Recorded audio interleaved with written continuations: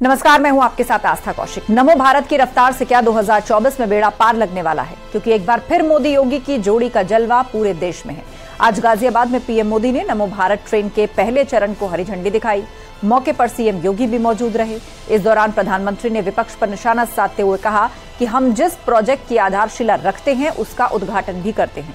आपको रिपोर्ट दिखाते हैं।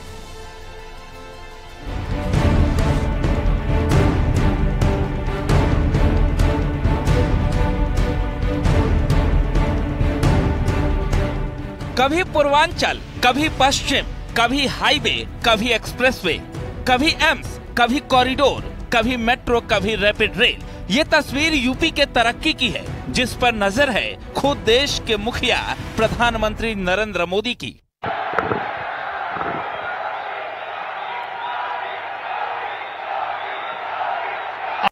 यूपी को हिंदुस्तान की तरक्की का इंजन बनाने का मिशन एक्शन मोड में है। प्रधानमंत्री एक बार फिर सौगातों की पोटली लेकर पश्चिम यूपी आए और सौगात दिल्ली एनसीआर तक को दिया। मैं आज की युवा पीढ़ी को विश्वास देना चाहता हूं। मैं आज की युवा पीढ़ी को गारंटी देना चाहता हूं, इस दशक के अंत तक आप भारत की ट्रेनों को दुनिया में किसी से भी पीछे नहीं पाएंगे। सुरक्षा हो, सुविधा हो, सफाई हो, सामंजस्य हो, संवेदना हो, सामर्थ्य हो, भारतीय रेल पूरी दुनिया में एक नया मुकाम हासिल करेगी। उत्तर प्रदेश के कायाकल्प का एक नया अध्याय लिखा जा रहा है, जिसे रफ्तार पीएम मोदी और सीएम योगी दे रहे हैं और साफ कर रहे हैं कि बीजेपी सरकार में जिसका शिलान्यास होता है उसका उद्घाटन भी होता है। जिसका शिलान्यास हम करते हैं उसका उद्घाटन भी हम ही करते हैं। और ये मेरठ वाला हिस्सा 1 साल 1.5 साल के बाद पूरा होगा। उस समय भी मैं आपकी सेवा में मौजूद रहूंगा। प्रधानमंत्री मोदी ने उत्तर प्रदेश में विकास का नया खाका खींच दिया है, तो सीएम योगी ने भी मोदी के साथ कदम से कदम मिलाकर आगे बढ़ रहे हैं, जिससे पश्चिमांचल में विकास की यमुना बह रही है। और इसके लिए प्रधानमंत्री को योगी खुद धन्यवाद दे रहे हैं। शारदीय नवरात्रि में आपका ये उपहार सदैव से हम के लिए एक उपकार है। पिछले 9.5 वर्ष के अंदर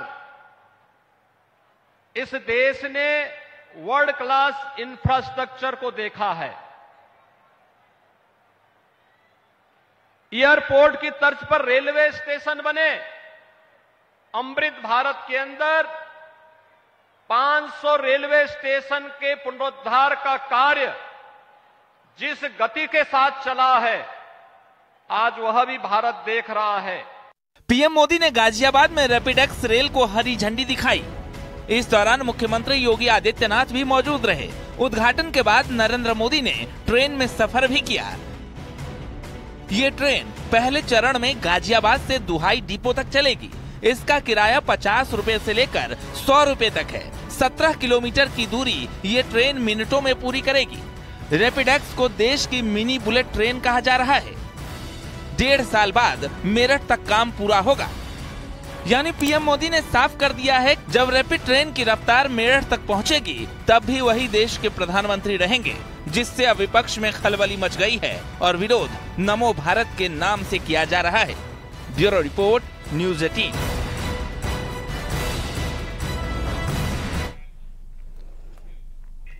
चुनावी राज्यों में समाजवादी पार्टी और कांग्रेस में गठबंधन टूट चुका है, लेकिन इसके साथ अब जबानी बम फूटने लगे हैं। अखिलेश यादव अजय राय को चिरकुट कह रहे हैं, तो पलटवार में बाप जैसे शब्दों का इस्तेमाल हो रहा है।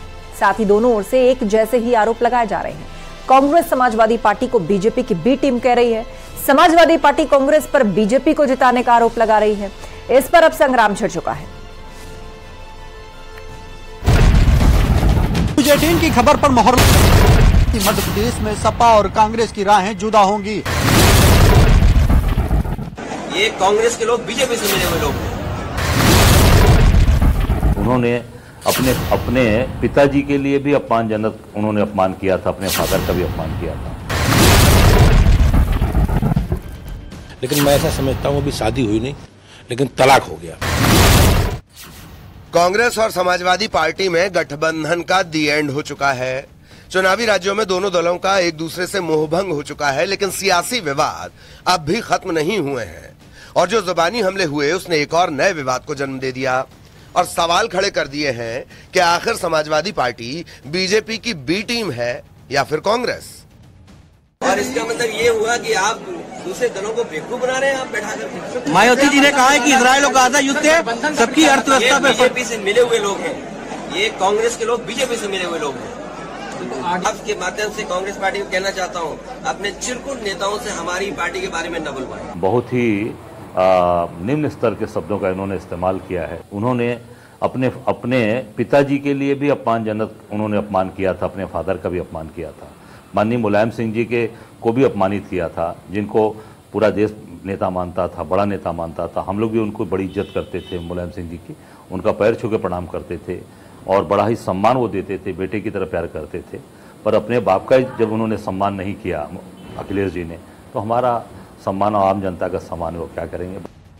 अखिलेश यादव कांग्रेस को बीजेपी की टीम बता रहे हैं तो कांग्रेस पार्टी सपा को बीजेपी की सहयोगी बता रही है।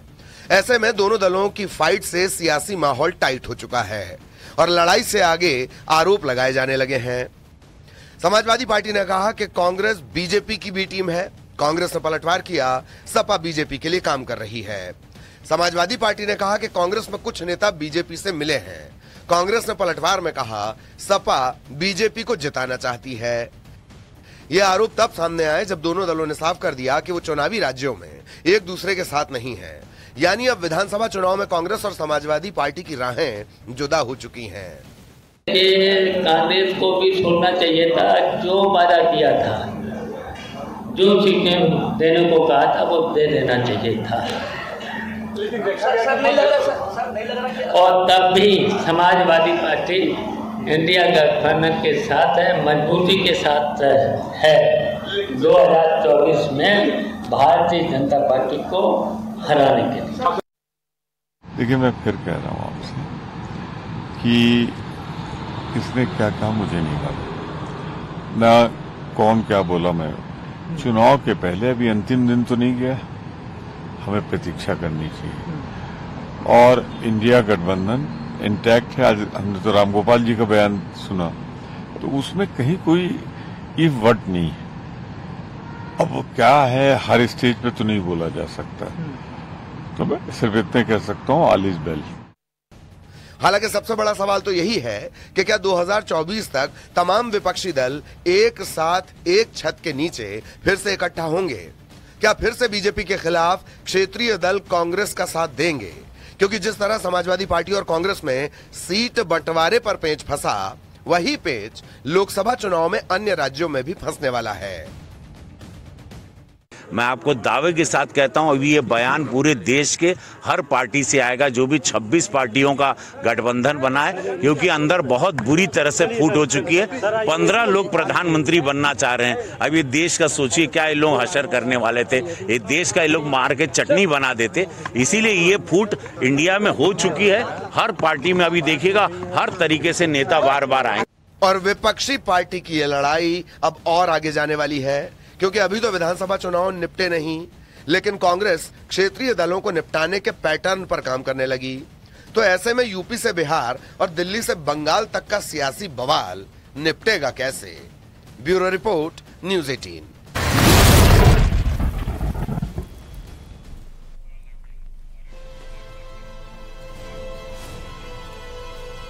और बड़ी खबर, गठबंधन विवाद पर कमलनाथ का बड़ा बयान सामने आया है और कमलनाथ कह रहे हैं छोड़िए अखिलेश वखिलेश को। कमलनाथ ने शिवपाल ने कमलनाथ को नसीहत दी है, छोड़िए अखिलेश वखिलेश को, ये सब कुछ कहा कमलनाथ ने। दरअसल पत्रकारों ने जब सवाल पूछा अखिलेश यादव के बयान को लेकर कमलनाथ से, तो कमलनाथ ने कहा कि छोड़िए अखिलेश वखिलेश को।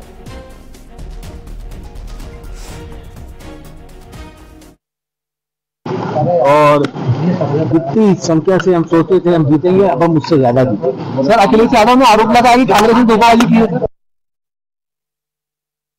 अब जो मैंने कहा है कांग्रेस के बारे में, कांग्रेस के जो बड़े नेता हैं, सीनियर नेता हैं, इनको सबको मिला के चलना पड़ेगा। समाजवादी पार्टी को भी मिलाना पड़ेगा।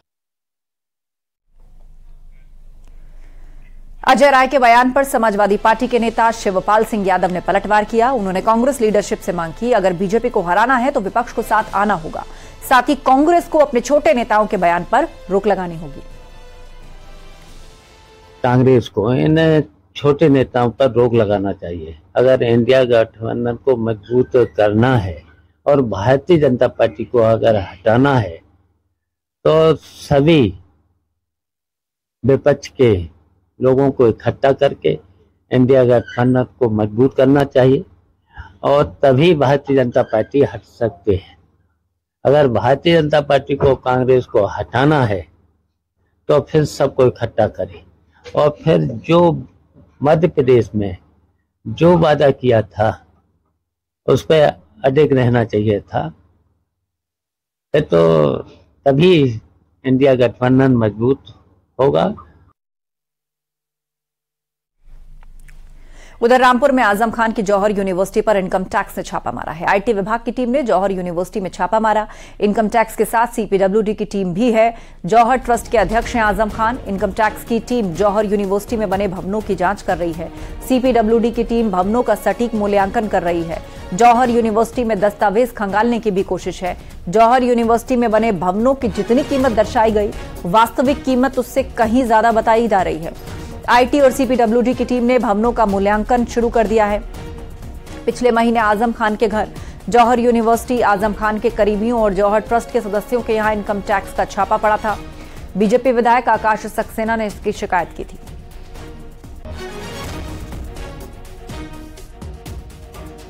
यूनिवर्सिटी में उन्होंने अपना जो इन्वेस्टमेंट है वो 60 करोड़ के आसपास दिखाया है, जबकि असलियत यह है कि वो हज़ारों करोड़ का इन्वेस्टमेंट है। हमारी मांग थी कि जो इन वैल्यूशन के बाद जो भी इन्वेस्टमेंट की कॉस्ट आनी चाहिए उस पर इन पर टैक्स लगना चाहिए। तब कौन कौन सी टीम यहाँ आएगी? सीपीडब्ल्यूडी वैल्यूशन की जो टीम है वो शायद आई हुई है और सीपीडब्ल्यूडी की टीम जो होती है वो एक पार्ट है। इनकम टैक्स की जो ये रेड हुई थी तो उसका एक पार्ट होता है। ये दोबारा रेड का ऐसा कुछ नहीं है, ये तो एक प्रोसेस है और जेल में तो आज अपने कर्मों की वजह से हैं, तो ये तो ये प्रोसेस है, ये प्रोसेस तो चलेगा, चाहे वो जेल में हो चाहे कहीं हो, उससे कोई फर्क नहीं पड़ता। आजम खान और उनकी फैमिली के जेल जाने के बाद सवाल उनकी राजनीतिक विरासत का है।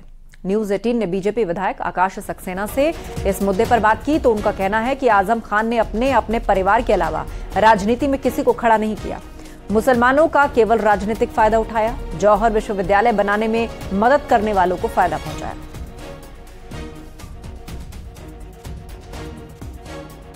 देखिए, आजम ने कभी अपने या अपने परिवार के अलावा किसी तीसरे आदमी को राजनीति में खड़ा ही नहीं किया और इसका जीता जागता उदाहरण यह है कि रामपुर में इतनी प्रतिभाएं होने के बाद भी आजम के साथ जो नेता रहा उसको उन्होंने बिल्कुल नौकर की तरह रखा।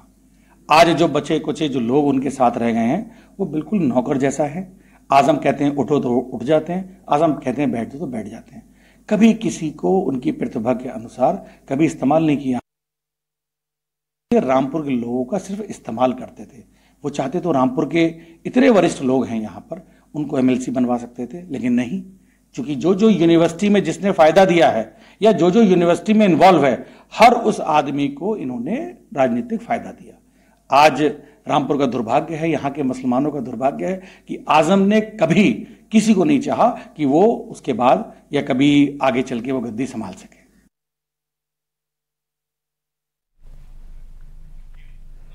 ऑल इंडिया मुस्लिम जमात के राष्ट्रीय अध्यक्ष मुफ्ती मौलाना शहाबुद्दीन रजवी बरेलवी ने आजम खान से हमदर्दी दिखाई है। उन्होंने कहा, आजम मुश्किलों के दौर से गुजर रहे हैं और मुस्लिम कौम आजम खान के साथ खड़ी है। हमारी हमदर्दियां भी आजम खान और उनके परिवार के साथ हैं।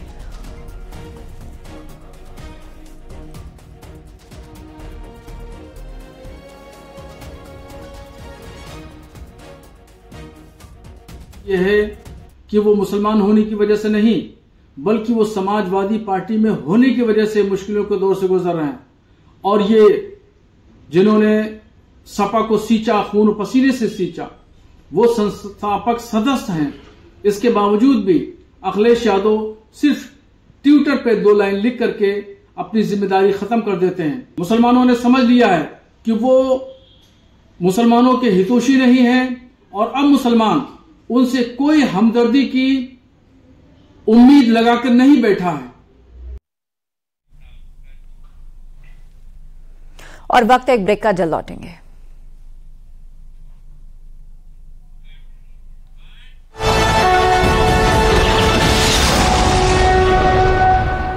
बदलने की मांग तेज हो गई है। केंद्रीय मंत्री और अमेठी सांसद स्मृति ईरानी ने गृह मंत्री और रेल मंत्री को पत्र लिखकर मिश्रौली, जायस, बनी, कासिमपुर हाल्ट और फुर्सतगंज रेलवे स्टेशन का नाम बदलने की मांग की है। साथ ही फुर्सतगंज एयरपोर्ट का नाम भी बदलने की मांग की है।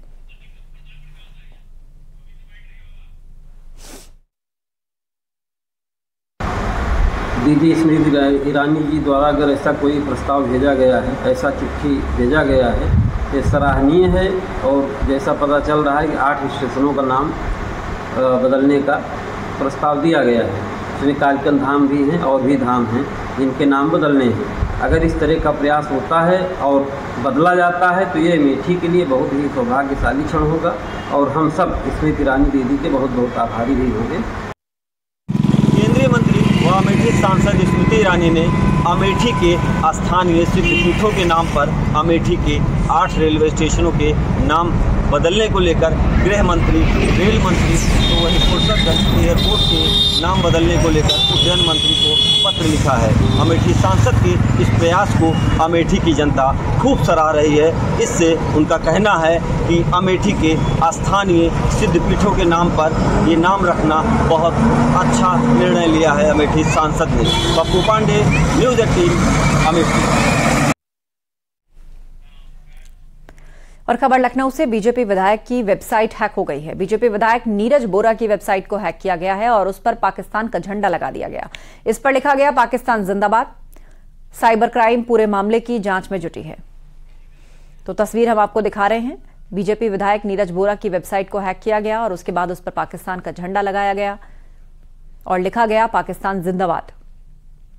जिसके बाद अब साइबर सेल इस पर काम कर रही है, मामले को इन्वेस्टिगेट कर रही है। वेबसाइट पर पाकिस्तान का झंडा लगा दिया गया